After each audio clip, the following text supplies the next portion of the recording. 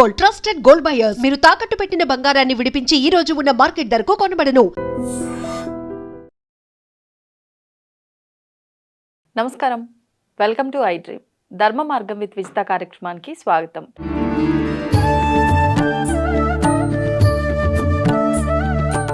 నమస్కారం గురూజీ. నమస్కారం మా విజిత.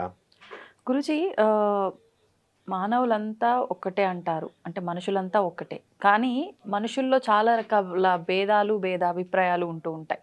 కొంతమంది మిడిల్ క్లాస్గా ఉంటారు, కొంతమంది బాగా ధనవంతులుగా ఉంటారు, కొంతమంది కటిక పేదరికంలో ఉంటూ ఉంటారు. కానీ ప్రతి ఒక్కరిలో ఒక ఆశ ఉంటుంది, మేము ధనవంతులం అవ్వాలి, అన్ని రకాల సౌకర్యాలు మాకు సమకూరేలా మేము ఏ రోజైనా సంపాదించుకొని ఆ పొజిషన్లో ఉండాలి అని చెప్పి ప్రతి ఒక్కరికి ఉంటుంది. కానీ ధనవంతులు అవ్వడం అనేది అంత ఈజీ కాదేమో అనిపిస్తూ ఉంటుంది. మరి ఒకవేళ ధనవంతులు అవ్వాలి అంటే ఏమైనా పరిహారాలు చేసుకుంటే అయ్యే అవకాశం ఉందా? అంత సులభంగా పరిహారం చేస్తేనే ధనవంతులు అయిపోతామా అని కూడా అంటూ ఉంటారు. అలాంటి వాళ్ళకు కూడా ఒక మంచి సమాధానం. ఖచ్చితంగా ప్రతి మనిషి కూడా ధనవంతుడు అవ్వాలి అని సంకల్పంగా దృఢంగా కనుక ఉంచుకున్నట్లయితే తప్పకుండా అవ్వగలడు. స్వామి వివేకానందుల వారు సాక్షాత్తు పరమశివుడు అవతారం. ఆయన మాటే మంత్రం. ఆయనే స్వయంగా చెప్పారు, every one is the master of his fate. ప్రతి మనిషి తన యొక్క అదృష్టానికి తానే కర్త, తన యొక్క దురదృష్టానికి తానే కర్త.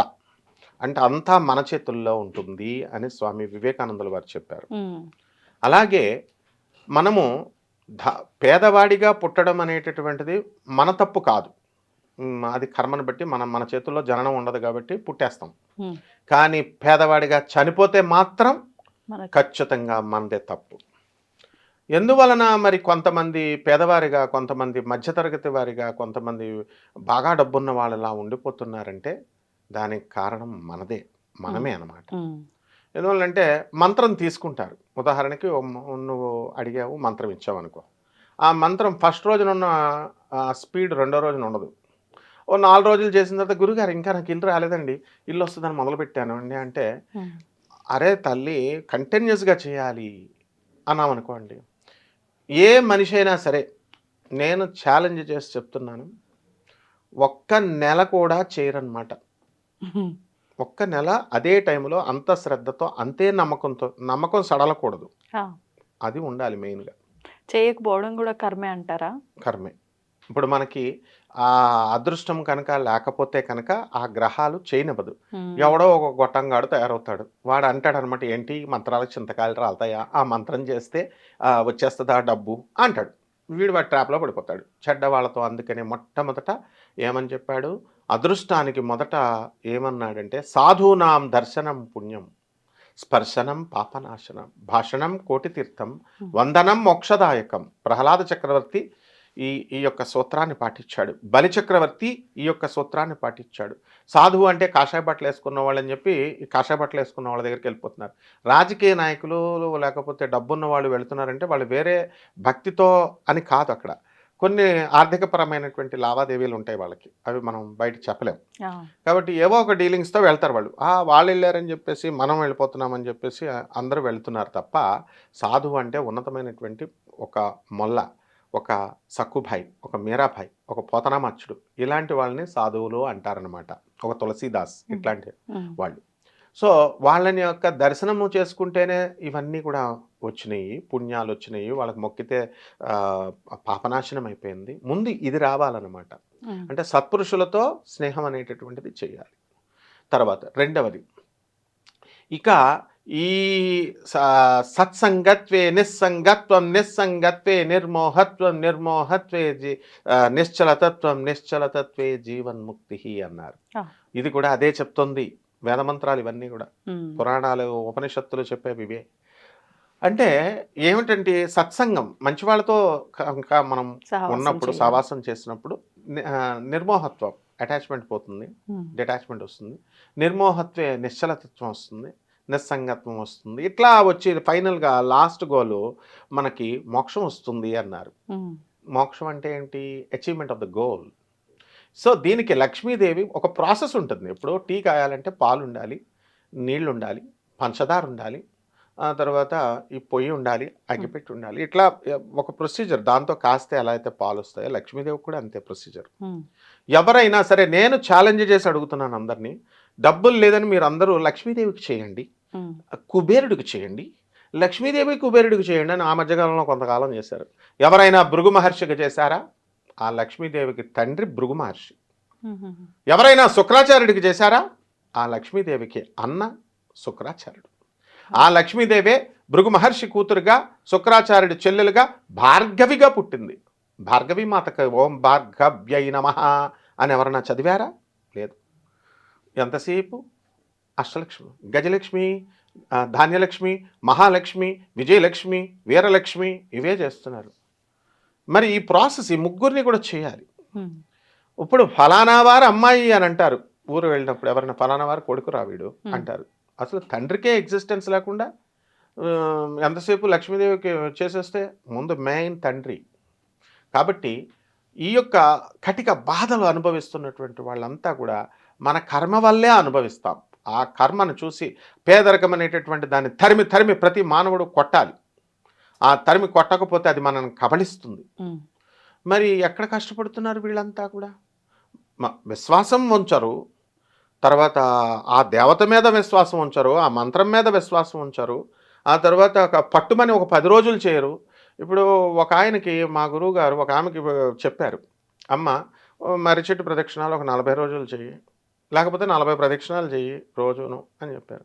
ఆమె ఒక ప్రదక్షిణం చేసిన తర్వాత కడుపుని చూసుకుంటుంది వచ్చిందా లేదా అని. అలా రెండో ప్రదక్షిణానికి సైజు పెరిగిందా లేదా అనుకుంటే అలా చేస్తున్నారు ఈ మంత్ర జపాలు.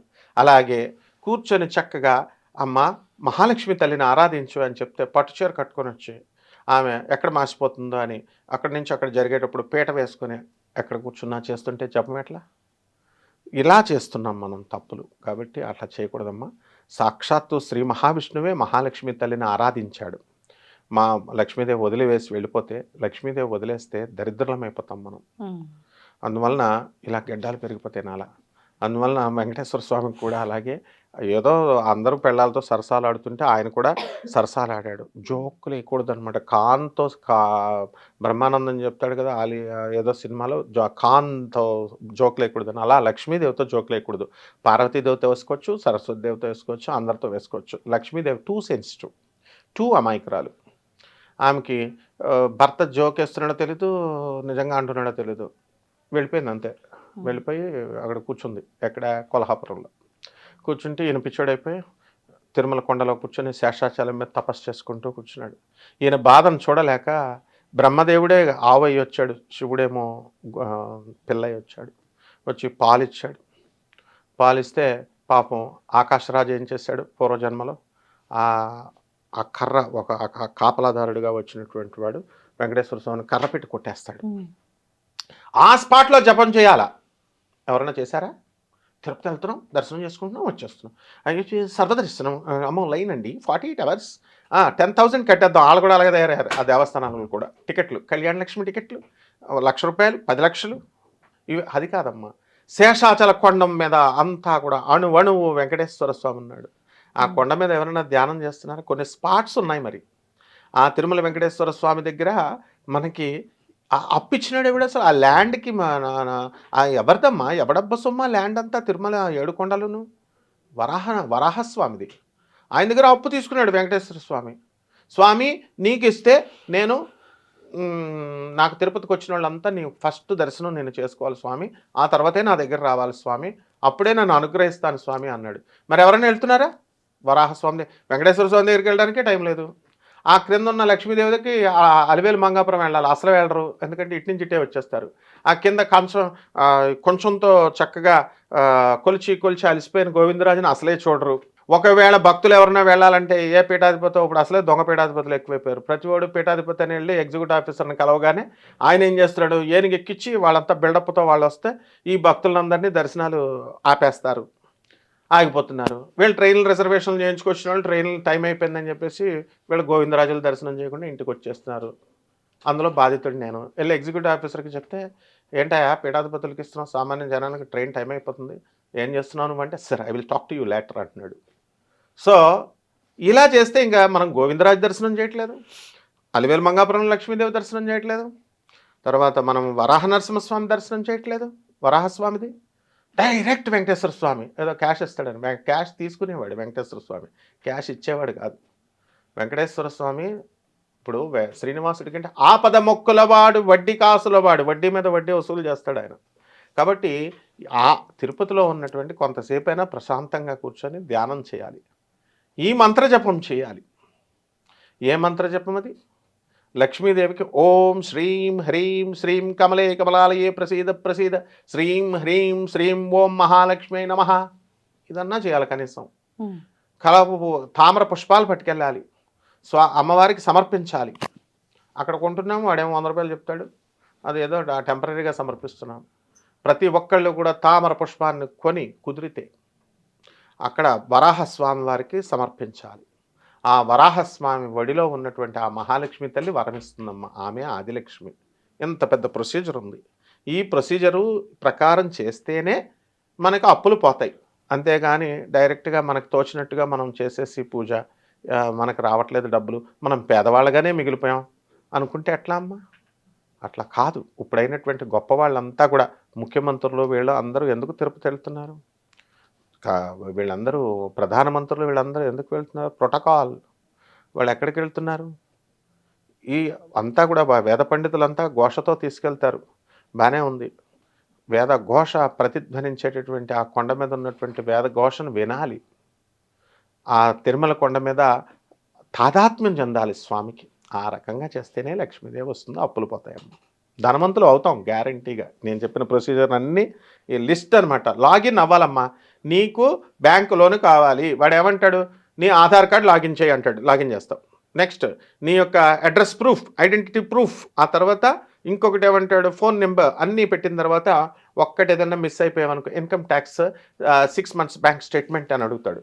నువ్వు ఏది ఇవ్వకపోయినా అది లాగిన్నే అవ్వదు. ఇంక నీకు రిజల్ట్ ఏమొస్తుంది? లోన్ ఏమొస్తుంది?